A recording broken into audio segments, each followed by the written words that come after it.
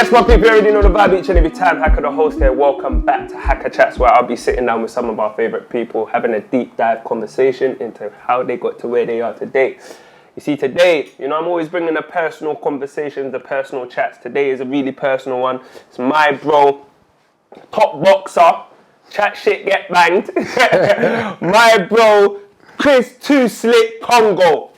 What's going on, my brother? Blessings. You know what? You see, my bro, I gotta give it to bro is I hit him up the other day. I was just like, bro, what you saying? This is what I'm rocking with. I'm doing this Hakka Chats thing.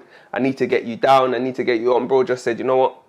Let's do it. No complaints. No, how many this are you doing? Who have you done? Bro, just, you get me? How you been, my brother, man? Chat to me. Happy New Year as well, man. Happy New Year, my bro. I've been good. Can't complain. Life's good.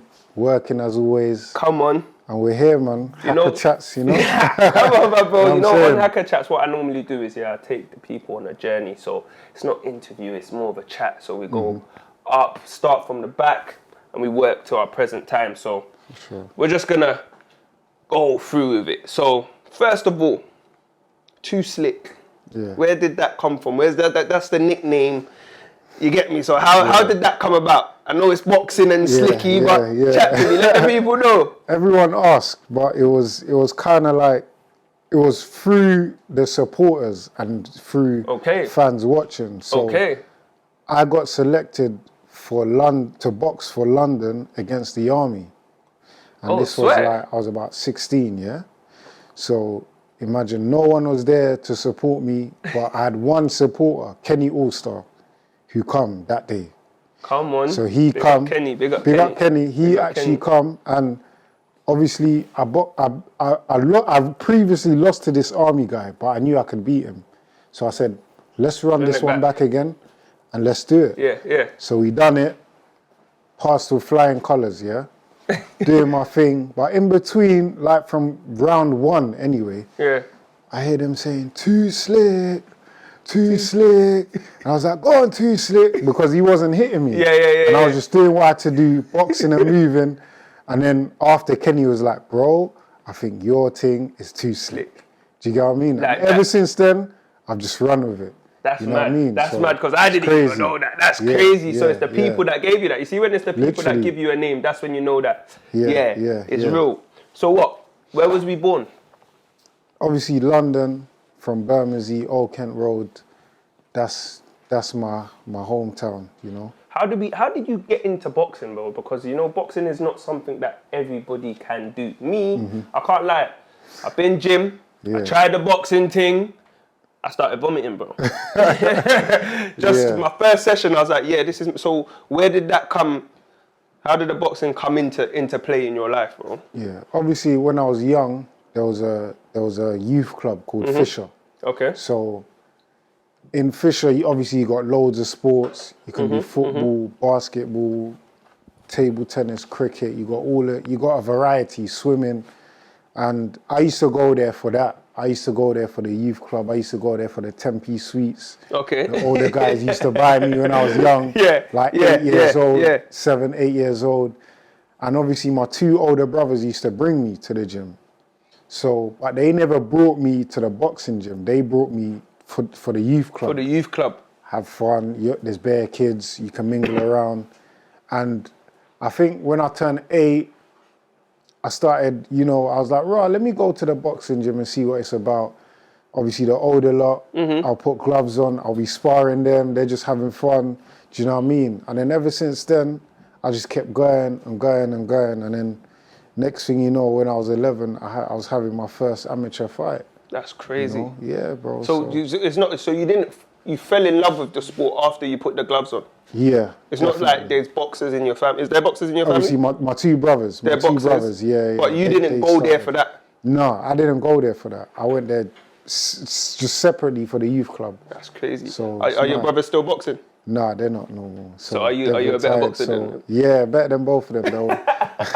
Can't lie, they'll get. No, because you know what it is. A lot of people get into boxing. A lot of people of our colour, should I say, get into boxing through maybe they've had a mad past, they've gone jail, you get what I'm saying, and then they come out and, okay, boxing is the way out. And that's a lot of people in America's story as well. They was a part of the gang life and whatnot. So for you to even get into it from a young age and stick at it, it's like, yeah, I commend you because it's not easy. Like I said, I done boxing, not even on your level, and it's like, yo, because the discipline that you must have, bro. Tell me about the discipline that you must have. Or when did the discipline come? From the start, or is it when you started getting serious? I think probably I wouldn't say from the start, probably when it started to get a bit harder, that's when discipline come, and that's when discipline knocks. And it's one of them ones where if you really feel the sport, no matter a day that you're not feeling it, you just have to go. You have to Do you keep know going, what I mean? You no just got to keep going regardless. And there's always times where I don't want to go, but I just go anyway. It's just one of them ones. You just have to do it. I know the end goal, so that's what I'm looking at. Cool. I'm not looking at now. No, that's hard. What I mean? That's hard. So what? Your first amateur fight was what year? Well, I was 11, so what? That's a long time ago. Probably I'll say 2006 or something like that. Let's say 2006. Cool. So that's now our starting point, our journey point. Yeah. So 2006, you have your first amateur fight. It's crazy. You win I or lose? actually lost my first 2 fights. You lost your first 2 I fights. lost my first 2 fights, and that's where the resilience comes in, because I could have just said, you know this is long. This is Do you long. know what I mean? This But is as long. a young'un, I enjoyed it. Do you know what I mean? I was like, like, I'm going to these places. For me, watching my 2 older brothers do it, Okay. and they're going around the country to fight boxing, and my older brother saying, yeah, we're going, and we used to skip school. He used to make me skip school To back him. go and watch my older brother box, yeah? So we'll go to wherever, Liverpool. I've been all around the country. watching. And I see what it's like, and seeing it at a high level as an amateur made me think, okay, I want to get to that level as an amateur. So had my first 2 fights, lost, but then I had a run out of like 15 fighs, 15 wins on a spin after that. Just winning, winning. You know what I mean? He said, yo, winning. I ain't losing no more. So I had my role of just winning, and then I won my first national title when I was 14. So that's when I become number 1 in the UK. So we're saying 2011. Let's say no, that's a bit too far. Let's say I started from, let's say the starting point is like 2004. 4. Okay. And then we get to 2008. 8. No. That's when I won my first national title. So for people that don't understand, what is that? The first National title is a championship where all the fighters, all the young they used to call it schoolboys. Yeah. So all the schoolboys get together and compete against the whole country. So I fight you today in the Southeast divisions. Okay. And then tomorrow there's 4 people in another division, which is the Londons. And then you got the London community fighting against each other. Then I become number 1 in that. I beat everyone in London. Then I went to the quarterfinals now. Now there's 8 people. Now each division has a champion. Now we have to so come all the together. champions are fighting each other. So like Champions League now. Yeah. Cool. I beat this guy in the quarterfinals. Now there's only 4 of us now. Semis. Okay, cool. Get to the semis in Rotherham. We're traveling. Going up there, the booked hotel, we stayed there. Boom. I beat him. Then now the national finals. This is a big one. This is where you versus my man there from wherever. This was a while ago, so I can't even remember. Yeah, no, of course. I think I remember the guy, but I don't think he's still boxing now. Yeah. I think he's retired. Yeah. But yeah, I box him and beat him and become number 1. In the whole of the UK. So now I'm the national champion, and now there's a target on my head. People want to beat me. Do you know what I mean? So now that's how it goes, isn't it? Yeah, and now it goes to they used to call it the 4 nations: England, Ireland, Scotland, and Wales. Now it's the 4 nations. Now we have to compete against each other. The top people in each nation. In each nation, we're all competing. So it goes. It's crazy, bro. It goes up. Then Yeah. And we're in 2008 here, yeah? This Let's say we're 2008 and you've done yeah. all of that. Done all of so that. now, so do you have an agent here, or how does it work at that stage? Is it just you're with your trainer, or your, No. what do you call them, promoters? So yeah, Yeah, in boxing. that's the professional side. So we're still at amateur The here? amateur side, yeah. The amateur side is, it's just you and your coach from this club, and we're you're just competing against. locally, nationally, maybe even internationally as well. So that's that part. So I've become number one. I'm boxing for England here and there. Okay, so now you're boxing for England. Yeah, and then it's every year they do the championships. So now I have to Go again. But do you have to fight each level again, or you just have to wait for someone to meet you at the top, or you have to go through the whole thing again? You have to go through the whole thing again. So you just keep going every year. Just start again. Every year, it's like it resets. Yeah. So it doesn't matter if you are the champion. Yeah, Next it doesn't year, matter. you're going to start with those stages. Of course, it doesn't Okay, matter. so chat to me. So now, I was national champion then. So now, I had a rough patch in between then, and then 2010 comes. Okay. So now, I'm a junior, and now we're doing the whole thing again. Beat him, national finals. And now again, this one here, they used to come with an envelope when they're announcing the fights. So the envelope is, this is your trials for GB. So now you've made it to the finals. This is your trials. So now I'm like, yeah, this is where I want to be. To box for England, of course, is a major thing. Of course, you know? They've put the envelope down. Now I know it's there. Now I win this. You take the envelope. I take the envelope. But even certain runners up, they still take the envelope. Some runners up, I don't know if some runners up didn't take it, but majority of the time you take it as a trial. I beat him, national champion again. Now we're going to the trials. We're on GB trials. I'm thinking, yeah, I'm doing all right. And it's crazy because the fighters that I saw on the GB trials now, there's a few older guys, a few younger guys. A lot of them actually become world champion today. For example, a fighter, you might not know him, Joe Cordina. I remember seeing him. I remember seeing him on the GB trials and say, this guy here, he's the next up. I like him. He's a good fighter. And look at him, world champion today. Now. You know what I mean? Yeah. So that's mad. It's crazy. But for that set of trials, I actually didn't get in. I didn't get into GB then. Okay, even when you won? Even when I won, I didn't get in then. So then was a situation where, what do I do now? Because now it's like, this is where I want to be, and I'm not in there. Am I going to continue this, or am I just going to give it up and go and... You know how it is in the African parent household. If it's not working, it's like, yo, what's going on? Mom and dad's thinking, yo. My dad's like, yo, bro. You've tried, what's tried? You're just boxing now. Just study. No, you know what I'm saying? 100%. And I was in college with a lot of people doing my thing, and I thought, you know what? Let me focus on college. But let me train, but the training I wasn't really serious on that. I was really trying to focus on my books, and I got my grades in college to move on to university, and I didn't really enter any major championships then, or I wasn't, there was times I wasn't competing. And there was times where I was competing, but I wasn't training hard, but I was still winning anyway. So I'm like, right, I must be all right. Do you get what I'm saying? This must be for me. 100%, of course. I must be doing something when you're doing it effortlessly. Man's having like a couple days training. My coach is telling me, do you want to fight? I'm going, yeah, I'm going there, and I'm beating these men up. So it's like, boy, let's see. Let's give it another shot. So now the transition, university. So now it's like, boy, this uni thing is hard. It's hard. People have told me, my sister's told me, she's of course. Graduated with her first, saying it's a madness.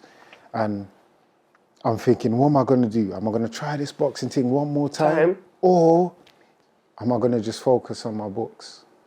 So now I said, you know what? Let me do both and just see which one overtakes which one. Yeah. You can't leave none behind, of course, especially because you got a passion for it as well. Of course. So I done the both. And obviously, doing my studies, doing my work, But then I'm making sure I'm running early in the morning, get that out the way, training in the evening. I'm doing well.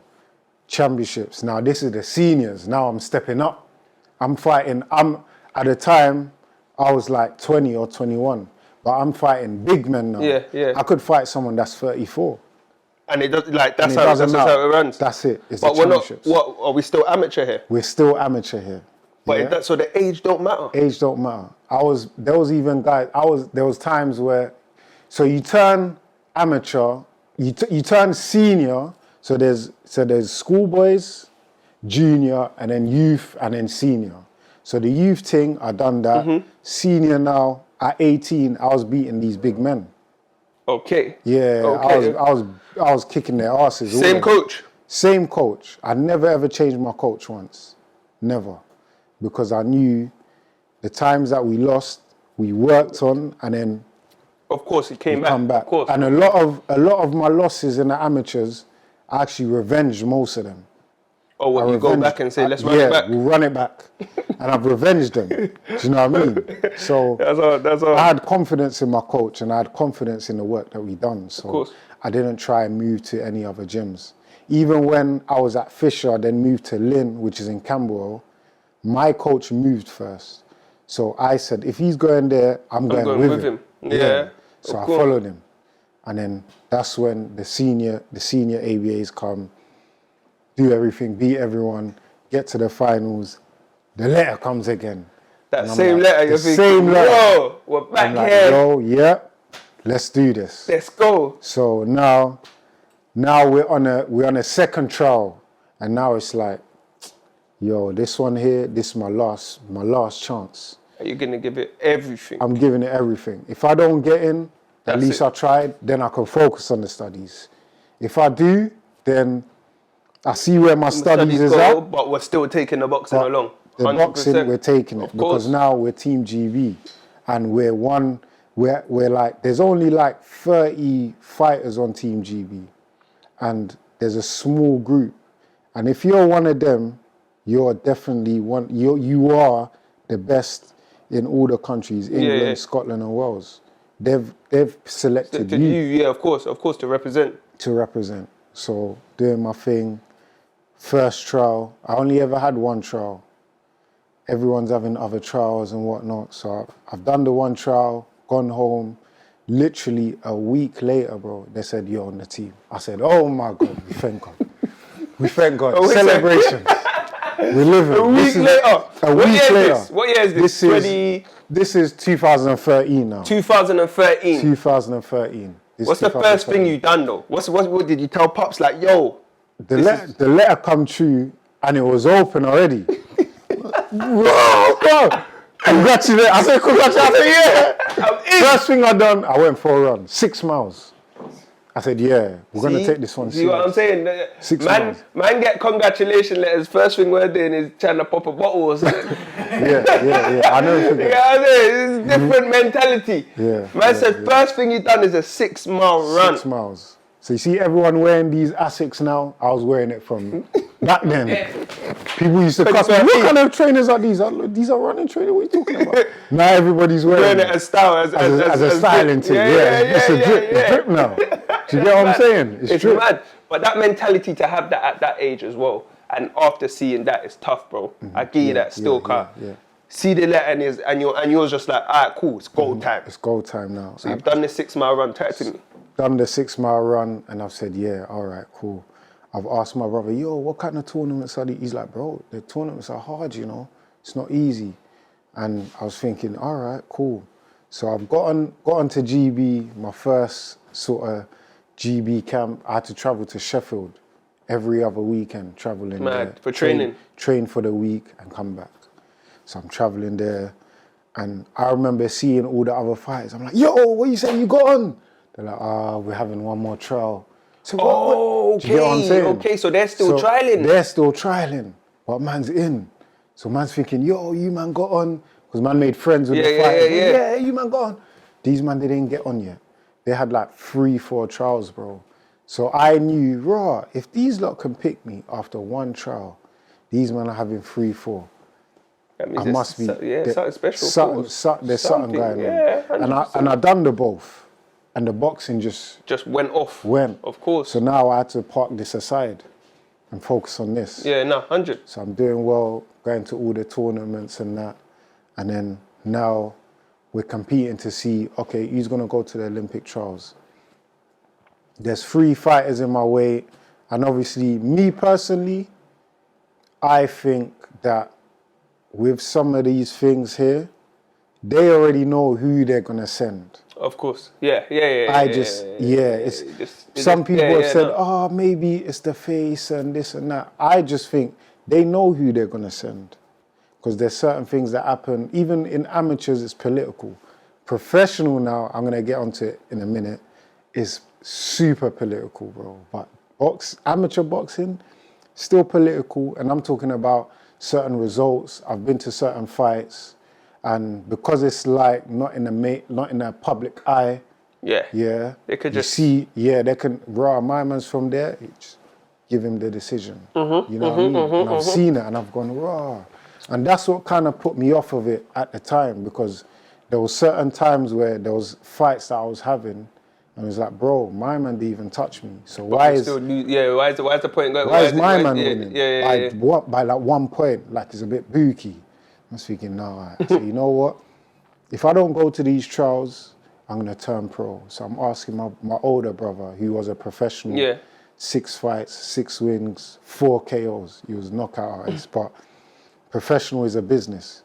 So I'm asking him, what do you think about this pro thing? Because now, I don't know, and this is 2015, so before the 2016 games. Yeah. I'm thinking, if I don't get sent to the thing, I'm just gonna turn professional. But as a boxer, is it your choice to turn professional or what? Yes. It's as a choice. boxer? Yeah, it's a choice. So it's not, they say, okay, now, like, obviously, when you, in football, academy, then you get signed to the first team, you become pro. Yeah. When you sign your pro contract. So as a boxer, you are in control of that. Yeah, I'm in control. I could have stayed amateur. I could have waited from 2016. I could have waited to 2020 Olympics. And they were saying, the Team GBs, the main guys, they were saying, we think you should wait for 2020 because we're going to send my man. But it's up to you. The choice is yours. And I said, you know what? I'm going to pack my bags. Thank you for everything. And I'm going to take the step into the professionals. Yeah. So I had that. That was 2013 to 2015. So 2015 now, I'm there, you know what I mean? Obviously, you still get, with Team GB, it's lottery funded. So you see people that play the lottery, if they don't win, so majority of the money goes to the winner. So the other bits of money that people play, if they don't win, it goes to the athletes. It goes to people like us. Okay. So the lottery funding is what. So if you play the lottery and they don't win, just know it's going to, you're sponsoring athletes. So it's boxing, swimming. That's good. You know what I mean? People didn't know that. Yeah, that's what I'm saying. You know what I didn't know that. I'm just thinking they're just clouting man's piece. Yeah. No, they ain't clouting. They're just taking it, go play again. Yeah, but that makes sense. Yeah, they should, of course, because then you would play the lottery with, like, all right, cool, if I don't win, I know I'm helping someone else. It's going to someone. So that's mad. All the lottery funding, you lot were supporting us. That's so mad. That's good. You know what I mean?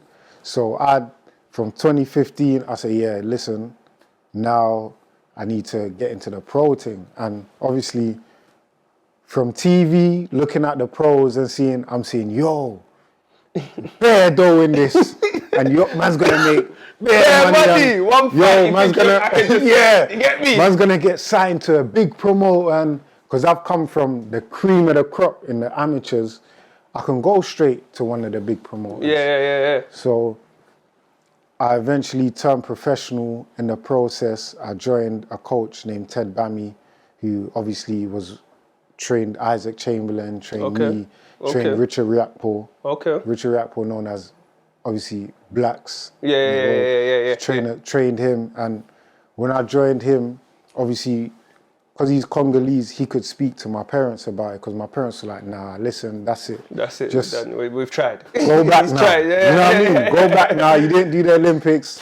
Just go back, finish the studies and then find something else. But when I first trained with him, like, it's like I could see in his eyes, like he saw something. He saw something in me and he's like, listen, you're gonna go all the way and I believe in you. And obviously I know that your parents are not into it, but let me come and chat to them because I've been a pro before and I can tell them what it's like. Yeah, of course. Yeah. You know when you've got that, when that person comes in and speaks to the parents, especially in the language, it just changes the whole dynamics of everything. Of course. So he's come. Obviously, kind of just a little bit going back to that, the professional, so first of all, the professionals is a business. Yeah. It's how many bums on seats you can get, how many tickets you can sell. That's for even like the Anthony Joshua. Yeah, obviously Anthony is different because he won an Olympic gold, so people want to see his career go. Do you know what I mean? So someone like me, I didn't go to Olympics. It's all about ticket sales and how many tickets you can sell. And okay. How many people want to support you? I was never like the most known person, but I knew people, and that's being around. Obviously, you know the likes of Silver. You'd go to the uni raves and shows and do the thing. You know what I mean? Do a certain events. So I said, all right, maybe I can build a. That's get crazy. Couple numbers. So you build your thing from scratch. Yeah. That's mad. It's mad. So we turned pro. He sit down with my parents. He's like, listen, this guy here, like, he can do this. And obviously I'm gonna guide him to the stage where I believe he will make some life-changing money. And obviously my mum and dad, they're hearing the numbers. They start rubbing their hands. They start rubbing their hands. That's how you grab them, you know. The numbers pound. They're like, Go and do it. Yeah. So now they know the numbers. And since that day, I saw a change in everything. Like my dad's like, Raw, you didn't run this morning. Why? You know what I mean? Now daddy's back in it. Daddy's back in it. And now obviously man's coming home. The food's changed. Oh yeah, this chicken is grilled. Yeah. Now, it's not fried. It's not fried, it's grilled. So we've got this and everything's changing. Now they're supporting hard. And now I'm like, all right, cool. Parents are supporting. Of course. And we can't even blame them for that though, because they just want the best for us in anything that man does. And they just need that little tick to say, all right, cool, let's go. And then you got that. And then I got that. And obviously, as you get older, your parents are more like, listen, whatever job role or whatever you want to do, the choice is yours. It's yours. I've done my job. As a parent, they've done their job. Raising you. They've come here, they've hustled. And that's what what gave me the drive, because I see my dad hustle, coming in late and doing whatever he had to do. So I'm like, listen, so this is my time now. And then 2016, I had my first professional fight. So I probably sold about 260 something tickets. That's mad though. That's mad. And I knocked him out first round in like 30 seconds. And I was like, bro, what is this? Like, this game is nuts. Because everything's changed. Obviously, as amateurs, you wear the vest, then you wear the head guard, then the head guard comes off as a senior, and then now you're pro, the gloves are smaller. So man, I remember when I first got in the change room and putting the gloves on, I was like, hey, this is mad. Oh my God, this is a weapon. Because the amateurs, the gloves are quite padded around. And amateurs, it used to be about computer scoring. How many shots can you get off? So I always used to focus on speed. Whoop, whoop, whoop, whoop, whoop.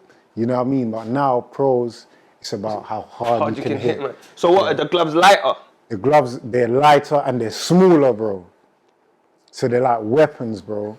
They're smaller, and I'm like, hey, I've got these, but I need to remember he's got them as well. So it's like, yo. I need to be careful now. So I've gone in there, knocked him out first round. The crowd's gone mad. I'm gonna send you the video, you see. Please, you send that. We need to put that video 100%. Yeah, the crowd's gone crazy. My coach, he lifted man up. Man's thinking, now, first round knockout, you know. 30 seconds. Now, this is for me. Was your parents there? My parents were there. This is for me. This is what I'm gonna do now. And I'm riding all the way until you know, The wheels fall off. till Of the wheels course. fall Of off. course. Of You know course. what I mean? So Where do we go Yeah. from there though? Like 20. So you've knocked him out. What's the next move you made after that night? so then I think I probably just had a couple days off back in the gym. So is your trainer your promoter then? No, so the show that I actually boxed on was another promoter show, but he was more like, it wasn't on TV or anything. Okay, it was just a little. I'd already tried to negotiate with certain promoters and tried to get on TV, Sky Sports, but I didn't start off that. So now in the professional ranks, I'm starting off at the bottom, which is called the small hall show scene. And this is where... Is that underground? No, this is like where you have to sell tickets and whatnot. But obviously, when you're on a small hall show, you sell tickets. When you're on a TV deal, you don't need to sell tickets. But if you do, you get commission. But then the TV that you fight on, let's say Sky Sports, they give the promoter a budget. To get the fighters? To get the fighters. And they say, so you're the promoter, you split this budget in between the fighters and you make the biggest fights possible good for TV. 100. So now I'm on a small hall shows, finding my way, beating everyone. I'm undefeated, let's say 5-6-0, boom. So now politics happens. I've gone from this manager to that manager. This manager saying, all managers in boxing, not all, some managers in boxing, they sell you the dream. I'll get you this, I'll pay for this and that. Because as a professional, you have to pay for everything. Everything, yourself. Man's having to pay for camp, I'm paying to travel there, I'm paying for sparring partners, my nutrition, everything. Oh, you got to pay for the sparring partners as well? Yeah, certain time you have to pay for sparring partners, bro. What, pay them? Pay them to come and beat you up. Can you imagine that? You're paying them to come give you some, I need work. So come, give me work, and then this is your fee. That's crazy, because what, did you know that? I would have thought that because it's just sparring, it's like, let's just get it on, like, let's go. Get it on. Yeah, sometimes like that, but sometimes you got to pay a man to come in and... Yeah, so you hear the top fighters like Usyk saying, I spent 100 grand just on the camp. That's sparring partners, bringing these guys, this country that is part of it. I spent 20, 30 bags on a camp. That's just a camp. But it's good because as a professional boxer, the tax man is all right. You pay your tax, but also you can write this off. Of course, yeah, because you're spending at the end of the day. It's part of your business. You become a company. Yeah. Do you know what I mean? So, so now I'm building myself up. 2019 comes, lockdown. So now I was thinking, what's man gonna do? What's man gonna do? I need to get with someone that can actually put me at that position. So I signed with Dillian White. So that's when Dillian White coming. He was your promoter? He was my manager. Okay. He was promoted by Eddie Hearn. So if he does a show, he can get his fighters on. Chris is my guy. He's coming on my undercard now. Makes sense. Now he's fighting under me. Strategic, of course. So I thought that was a good way. And then obviously I had my first title fight then, but that was kind of scary because I didn't know if I was ready for it. Mm-hmm. But I was ready for it. Yeah. So I'm going along. They say, do you want to fight the champion, Luther Clay? I said, yeah, let's make it happen. But really in my head, I was like, hey, you sure you're going to do this? He's a champion. I said, say no more. If I'm going to do this, I said, I'm going to do it properly. Yeah. So let's go for it. What's this, 2020? This 2019? This is 2020. Lockdowns happen. I'm still training. And then that's when they started doing the behind closed doors fights. Okay. Yeah? So now we've got a day, August 2020. Chris, you still interested? I said, yeah, let's make it happen. All right, this is the figures. Yeah, you're going to fight my man for his title, so you're the challenger. And what's this welterweight? This is at welterweight, yeah. So what is welterweight? Is that the lightest? That's not the lightest. That's like the middle category. So obviously you got the lighter guys, flyweight. You got light flyweight. Okay. Then I think you got bantam, featherweight. Then you go down to lightweight.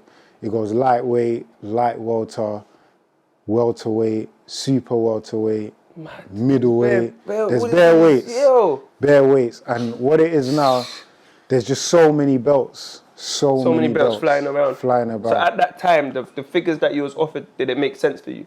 Yeah, Was you of looking course. at it like, yo, this is, yo. I looked at it and I thought, yeah, it makes sense. What? Like, win or lose. No one's been making money. And that's what it is with boxing, is a win or lose thing. So when you get to the stage of fighting titles, you already know this is how much I'm making. Regardless of if you win or lose. If you win or lose. Yeah. This is how much you're making. So all the negotiations is done beforehand. So I trusted my managers to, to pattern up. Yeah, of course. They patterned me something. It wasn't like mad, but it was good enough. Of course, at that time. Because of lockdown, bro. Yeah, no bread's coming in. No bread's coming in. So yeah. I could do with anything. You know 100. what I mean? I've gone there, you know what I mean? So now, fight night comes. I'm like, yo, I remember walking out thinking, yo, like, there's no one here, bro. What's going on? There's no one here, but I need to keep a poker face on. And that's when I done an event. I done a watch party so people could come.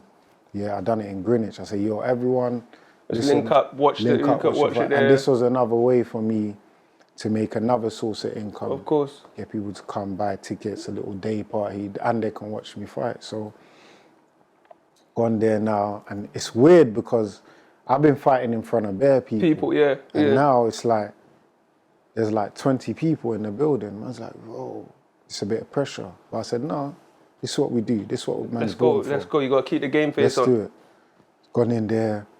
And this was like my first title fight, but actually the first person that I boxed who had a winning record and was just like known to be the next up. The next up, yeah. He was one of them ones that, yo, like Eddie, because he was on an Eddie Hearn show, he said, the winner out of these two goes to another level. And who's that? Luther Clay. Luther Clay. People, out of you two is going to go to another level. So let's see who's going. So you're both fighting for something now, not so just we're the fighting keys. for something. Yeah. There's rep now, and level. See what it is. You see how I see boxing is, if I've got a fight now and it's announced, I already know how much I'm making. So now, it's not about what I'm making now, it's about the next one. Of course. So I could make £5 this fight. Let's just say I make £5 this fight. Of course. If I beat him, it's doubled or tripled. £10. Yeah, or maybe 15. Yeah, of course. Do you get what I'm saying? Of course, 100%. So that was my fault. And I said, yeah, this is it. First round gone there. And this is weird, I'm fighting someone who's on it. And now he's talking to me in the fight. In the fight, I'm like, hey, what's this? These brothers are talking to man. Yeah. I said, say no more. My coach come back. He's like, listen, just do what you want to do. And this time I was trained by, I changed trainers at the time. I was trained by Jimmy McDonald. He was a previous, obviously, world title contender and whatnot. I trained the likes of James DeGale and all the top fighters. And he's telling me, just keep doing what you're doing. Yeah, just keep boxing. You're moving nice. So we get to round 5. I've never been past round 6 by this time. Now we've gone past round 6. But everybody knows Jimmy Mack. The way he trains his fighters, there's no way you're never going to be fit. I was super fit for that fight. Like ready? You was ready to go? Ready to go. Ready to go. Done my thing. We get to the 9th round. We get to the 6th round or 7th round. I've hurt him. And I'm trying to get him out of there. And now I'm out of breath. I'm like, hey, I'm holding. Gone back to the corner. And my coach, I'll never forget, he said, listen, you've hurt him once. You can hurt him again. You can hurt him again. Take your time. Go back in your boxing and just recover from that round. So I've gone there, just moved around. Round 9 now. Boom, I've put him down. I've looked at him. I said, this guy's not getting up. He's not getting up. I've knocked him out. Perfect. Just One. Done. Celebrations. Oh my God. This is nuts. I'm looking at the belt. Hey, this is blinging. Yo, strap season. I've done it. Do you know what I mean? Now it's like levels now. It's like, now, okay, cool. I'm up there. Now I'm ranked in the world. because them belts, this was the WBO global title. So that belt actually gives you a world ranking, not just a ranking in the country. Because in the UK at the time, I was ranked I went from being ranked 36 because I had a bit of politics with different managers. I wasn't getting fights, so I had a bit of time out the ring. So from then, I went from ranked 36 in the world, in the UK, straight to number 4. In the UK. In the UK. After that fight. Straight away, I was number 4. So now people's thinking, yo. Now I'm in the mix. Now people's like, yo, this Chris guy, we have to look out for him. We have to look out for him. Mad. So what did you have that conversation with Eddie Hearn after though? Did he chat to you? Yeah. Or was it just a? You know it is. It was just a good fight. Let's see what we got next for you. I'll speak to your manager and then we'll go from there. We'll work something out. So obviously now I'm thinking, all right, I want to fight again, but then again it's lockdown and there's not many shows happening, but shows are happening. And if it's a good fight, it will happen. Mm-hmm. So now it's time to fight for the British title. So I'm like, who's in line for it? If it's not just me, it's me versus someone else. So what the British Boxing Board of Control does, they sanction the fight. They say, okay, you're number 4, he's number 6. I'm going to put you as an eliminator to fight. If whoever wins will then fight for the British title. Okay. And I said, there was this guy, Liam Taylor, Pusio. So what are we in 2021 now? So now this is the end of 2020. The end of 2020. Yeah. Okay. So now I box in August. Now I'm thinking, bro, I need a fight before the end of the year. So, so now the boxing board put me and this guy, Liam Taylor, as an eliminator. So I'm like, I got a fight now. I'm calling my manager, and the way they're sounding is like, the fight is not gonna happen. And I'm thinking, what's going on? Like, man's just waiting, I'm training hard, getting ready for it. And then there's a time period of when they have to make the fight. So it's like purse bids. So with the purse bids now, what purse bids is, obviously I wasn't with a promoter, he wasn't with a promoter, but because it's a good fight, the promoters or the country can bid who wants to, stage the fight and take it. Okay. So let's say you're Eddie Hearn, and then you got Frank Warren, and then you got Wasserman. Yeah. So a purse bids is, let's say the fight is worth, I don't know, £10. So Eddie Hearn, you put down your purse. I think this fight is this. Frank Warren will put down his envelope. Wasserman put down his envelope. The person that has the most money in the envelopes gets the fight. Stages the fight. Yeah, so Eddie Hearn won the purse bids for that fight. So now he's staging it. So he's working out a day. But what's happened now, a week later, I've gone on the Boxing Board website. It says Liam Taylor has withdrawn from the purse bids. So now I'm like, bro, come on, bro. Okay. You know what I mean? So that's how purse bids is, and that's how you can withdraw from a contest. It's totally up to you. But did he withdraw? You don't know the reason why he withdrew?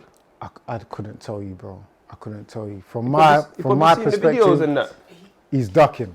Of course, he probably saw what bro done and said, yo, I ain't even on that. Peas are knackers. Yeah. From my perspective, it's a duck. Yeah, of course. Unless there's something bigger. Else. Yeah, of course. And boxing is a small community, so I would know. If he's got a bigger fight, then I would understand. No, of course, you know what I mean? Of course. You might have mouths to feed. No, 100%. So I understand it. 100%. So now we're moving on to 2021. 2021. And I'm still undefeated, and this was my first setback. What's that against? What? How do you pronounce it? Florin? No, that was last year, but I'm gonna get onto that. Okay. So I'm gonna go. Oh no, that's Michael. I got here. Michael McKinson. So this was my first little setback. I call it my first lesson. We make the fight happen. So before then, in December 2020, we went back and forth. and he was going, oh yeah, but we've been, obviously our phone is on, you know what I mean? We want to fight you. Yeah. And I'm like, bro, your phone is on, what? You got no credit, bro. Make the phone call, bro, and let's make it happen then, you know what I mean? But really, at the time, he was experienced, and I wasn't as experienced. Okay. Do you know what I mean? So what I mean by that is we had agreed to spar earlier on during my pro career when I started. And when he had his first title, I probably had my second fight as a pro. So I wasn't experienced at all. So he had an advantage over me. Okay. I still took the fight. 100, of course. So yeah, that fight there was probably my darkest time as being a professional. Being a pro. Because I'm away, I've took my first lesson, and it's like my family's around, no one's around. And when I beat Luther Clay, I checked my phone, I had like 70 something missed calls, bro. Yeah? When I took my first loss, I had my boy call me, my brother, and my mum. 3 missed calls, bro. See how it changes. See That's how the mad game goes. Like, yeah, bro. when you're winning, When that's you're what I'm winning, saying. They say it though. When everybody you're phones winning, you. everyone's happy. As soon as you lose, everyone goes back in the corner like, yo. I didn't have no messages. I had one voice note, long voice note from my mum. Oh, it's God's plan. Don't worry. Oh, you know about what, it. you We'll got go this, you again got and this. and As Yeah. mums will do. As mums will do. You get what I'm saying? You know what I mean? My mum gave him an encouragement and that. How did you pick yourself back up from that though? Because like you just said, that must have, you get me? It was hard, and I didn't know where I could go from there, because obviously, as fighters, we was both avoided, and people was like, the avoided number 1 versus the avoided number 2, they're both fighting. It's a good fight. Yeah. But the fight wasn't as good as what people expected, and that's just purely based off the styles of the fighting. Yeah, our styles didn't really gel, but it is what it is. So now I've had a little inactivity, and now we're moving straight to 2022. 22. Let's move to 2022, where I to me. won my second title. Okay. So now you're back. now it's time for the comeback. I've had my fight, and it was the fight where the guy was running away in the ring.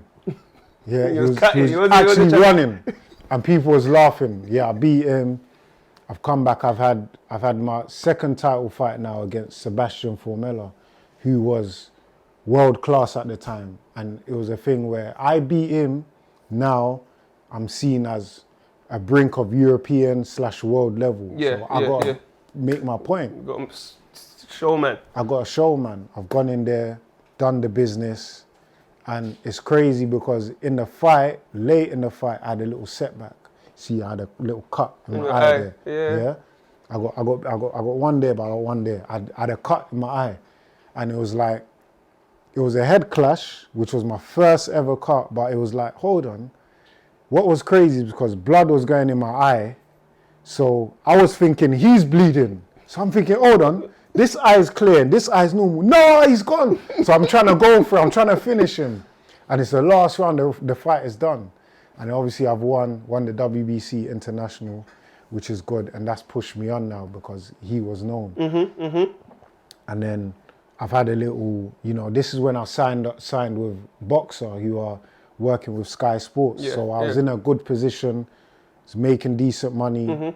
The purses were really nice and stuff. And then obviously I had another setback, which was the Echo Essiman fight, which I really think I won that fight. When you look at it closely. When you watch the fight properly. When you watch the fight closely. And there was a moment after the fight where I knew something was up, because when I took my first L, I didn't get no phone calls.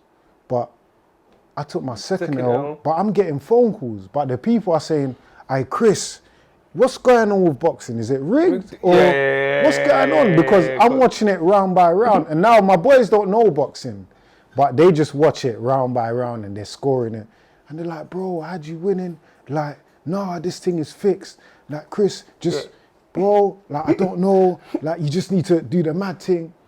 So that's done. So now we're moving on to last year, 2024. 2024, I had Florida. the fight with Florian. But we've been going back and forth for years. What, verbals? Verbals. Online though. I've never seen him. Oh, yeah. And I've been wanting to fight him from a long time because what happened, there was one Remember time that? What's that? What country is he from? from Albania. Albania. He's That got one was a mad. That one was smoky. Even when I was seeing your snap and that, I'm like, yo, Yeah. this guy looks serious though. Like he's that got one. he's got a mad Albanian following. Yeah. The country is behind him, and he come from a kickboxing background and went into boxing. So when the lockdown had been done, AJ boxed Pulev and he boxed on the undercard, and his opponent pulled out, and people are like, Chris, make noise. So I said, yeah, Let's go. put me in there. Let's go. There's only 5 days notice, but I'll fight him. I'm professional, I've been training.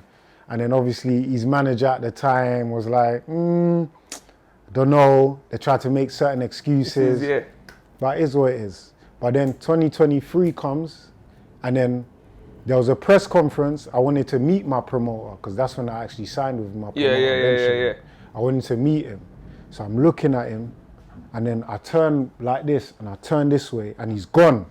But then hold on, as I've turned this way, I'm seeing this guy that's been talking smoke, bro, online. He's right there. And I said to him, when I see you, I'm gonna come to you, bro. And I've seen him. And I've gone, yo, let's make this happen, bro. What are you waiting for? All the cameras start turning, everyone starts putting on their cameras. So now he's I'm like, fresh. bro. He's like, yeah, go and do whatever. Like I don't want to fight you. Like, go away. Then he's telling me, go away. I'm like, what? No, don't tell the big man go away. Then he pushes me. Then that's when the big commotion comes online, and it's blowing up the internet in the boxing world. Now everybody wants to see it.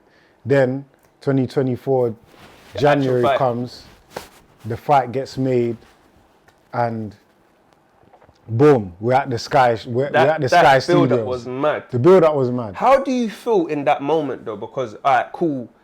I'm sure in the boxing press conferences, are you not told to you have to make noise, or some is natural, but you can tell when some is. But that one there looked personal. Yeah. So how are you feeling in terms of right? Like, alright, cool. I gotta give the energy now. But are you ever thinking that this could go left, or you're just thinking, bro, I'm going? No. Like, there's I'm just in my head. I'm thinking, yo, this guy, I need to show him. Like this is not kickboxing, bro. Yeah. This is boxing. I'm gonna do whatever it takes. I'm doing whatever it takes, bro. So we get to the Sky Sports Studios. I'm seeing there's bare security around. I'm thinking, bro, like this guy, what, like, bro? It's not even that deep, bro. But then he's coming to the Sky Sports Studios. There's glass tables at there's glass bottles at the table. They're like, oh, we have to remove them. Sorry. And I'm like, bro, nothing's gonna happen, bro. But then he kind of brings his one closer like this. So I'm like, what? I'm bringing mine closer, bro. Is he crazy? So he's like, oh, nothing is gonna happen. Then we have our little thing. We sign it live on Sky Sports. Let's fight go. done. It's on. Yeah, bro. And then fight week happens. Now the fight. The fight was crazy, bro. I remember just coming out. Obviously, what you lot don't see behind the scenes is I can come out and see the crowd. And bro, I come out there, I was like, yo. It's packed. It's packed. But guess what though? I'm not even seeing my man them. Yeah, it's all. I'm seeing all, bare Albanian it's all flags. his people. Bare them. But he could sell tickets. I sold my tickets, but he done a good number. I'm seeing bare Albanian flags. And I remember walking out thinking, I'm looking at everyone thinking, yeah, all you man. It's on. That give you the drive. That gives you the.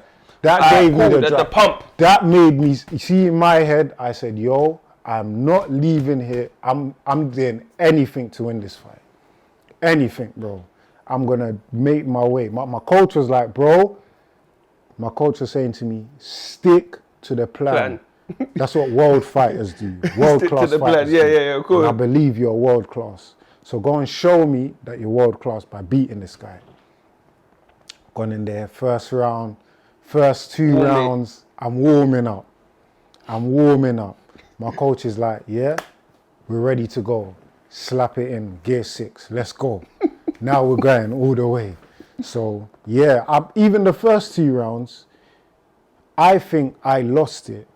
But people are telling me, bro, you won every round. Yeah. But I'm like, yeah, I was just warming up.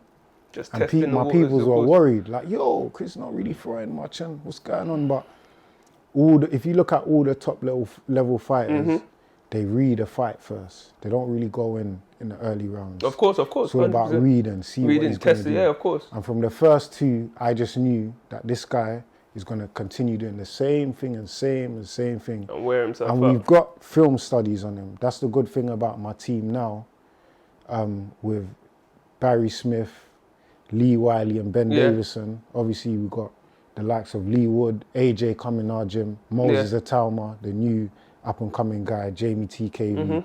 We got big names at our gym. And I always knew, okay, if this is the film study, we follow the plan. So we was going through round 1, 2, 3, 4, round 6.